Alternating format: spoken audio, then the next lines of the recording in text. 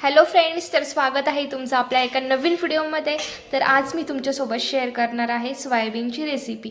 तर सोयाबीनची भाजी बनवायची म्हटल्यावर सोयाबीन तर मस्ट आहे. तर त्यासाठी मी सोयाबीन हे अर्धा तास थंड पाण्यामध्ये व्यवस्थित भिजवून घेतलेलं आहे. एकतर तुम्ही गरम पाण्यामध्ये सोयाबीन भिजू शकता किंवा थंड पाण्यामध्ये. तर अशा पद्धतीने मी हे सोयाबीन भिजून घेतलेलं आहे. एकदम स्पंजी असं छान असं भिजलेलं आहे. आता मी मसाला कशा पद्धतीने बनवते, कशा पद्धतीने भाजी बनवते, शेवटपर्यंत आपला व्हिडिओ कंटिन्यू करा, कारण ही रेसिपी खूप छान अशी टेस्टी होणार आहे. तर व्हिडिओ शेवटपर्यंत कंटिन्यू करा. तर आत्ता मी इथे घेतलेले आहेत 4 कांदे, छोटे छोटेच घेतलेले आहेत, कारण मी असेच ते भाजणार आहे, म्हणजे थोडेसे मधून कट करून. तर आता पहिल्यांदा मी ही कांदे व्यवस्थित क्लीन करून घेते. कांदे पण मी अशा पद्धतीने क्लीन केलेले आहेत आणि मधून कट केलेले आहेत. आणि हे कांदे आता मी असेच शेगडीवरती भाजण्यासाठी ठेवणार आहे. हे व्यवस्थित असे काळे झाले की एकदम छान असा फ्लेवर येतो भाजीला. तर आता शेगडी पण एकदम लाल अशी झालेली आहे. हे 4ही कांदे आता मी शेगडीवरती ठेवून देते.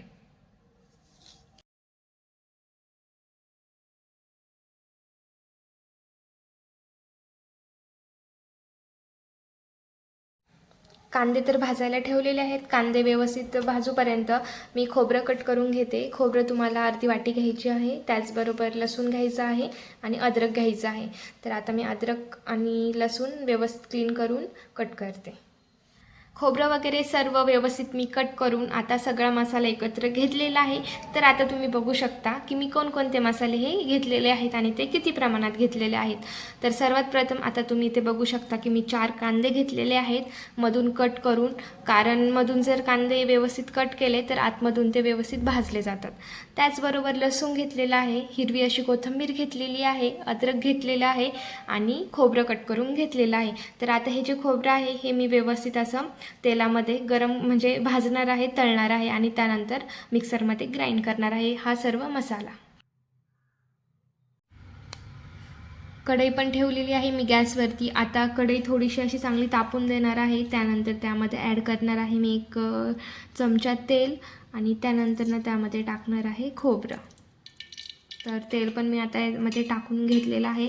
तेल चांगलं असं कडकडून देणार आहे आणि त्यानंतरच मी खोबरं त्यामध्ये टाकणार आहे.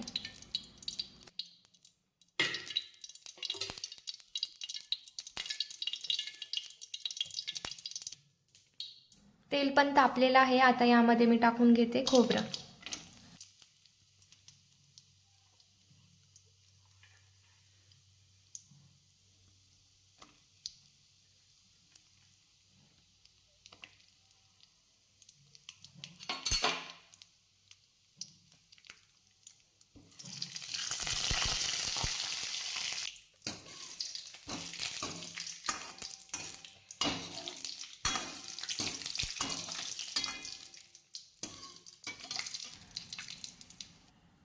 अशा पद्धतीने मी हे खोबरं भाजून घेतलेलं आहे एकदम लाल.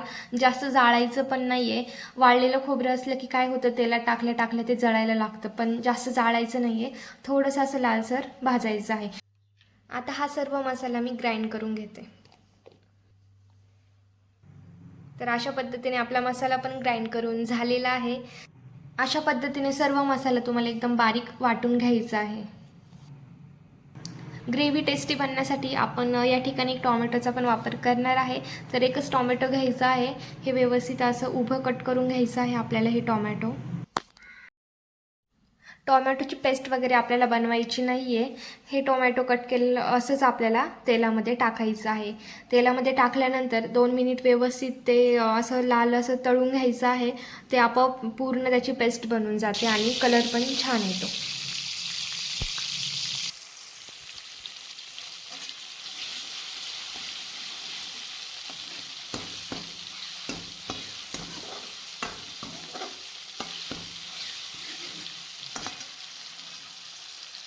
अशा पद्धतीने तुम्ही बघू शकता की टोमॅटो एकदम छान असं तेलामध्ये विरघळलेलं आहे. तर आता यामध्ये आपण सर्व मसाले टाकून घेऊयात. तर यामध्ये मी पहिल्यांदा टाकलेलं आहे ती म्हणजे हळद. हळद टाकल्यानंतर आपल्याला यामध्ये टाकायचं आहे लाल तिखट. लाल तिखट जो मसाला आहे तो आपल्याला आपला घरगुतीच टाकायचा आहे. आणि त्यानंतर आपल्याला यामध्ये ॲड करायचं आहे ते म्हणजे चिकन मसाला. तर चिकन मसाला तुम्ही एव्हरेस्टचा टाकू शकता किंवा सुहानाचा टाकू शकता. दोन्हींपैकी तुम्ही कोणता एक मसाला टाकू शकता. यामुळे टेस्ट एकदम छान येते. आपल्या सोयाबीनच्या भाजीला एकदम चिकनसारखी टेस्ट येते. तर अशा पद्धतीने तुम्हाला हे 3च मसाले टाकायचे आहेत, जास्तही काही टाकायचे नाही आहेत. आणि त्यानंतर ना आपल्याला ॲड करायचा आहे तो म्हणजे आपण जो मसाला वाटलेला आहे, ग्राइंड केलेला आहे, तर तो मसाला आपल्याला यामध्ये ॲड करायचा आहे आणि व्यवस्थित असा फ्राय करायचा आहे.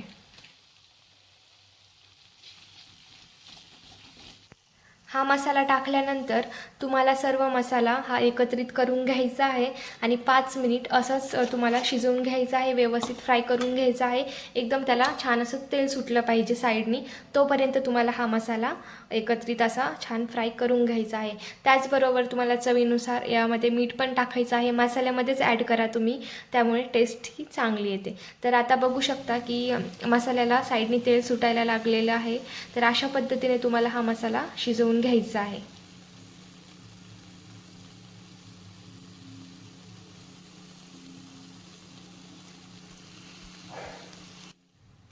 आणि हे जे सोयाबीन आहे हे तुम्हाला आता यामध्ये ॲड करायचं आहे या मसाल्यामध्ये, की जेणेकरून सोयाबीनला मसाला हा व्यवस्थित लागला जाईल. सोयाबीन टाकल्यानंतर हे परत तुम्हाला 2 मिनिट असंच व्यवस्थित फ्राय करून घ्यायचं आहे.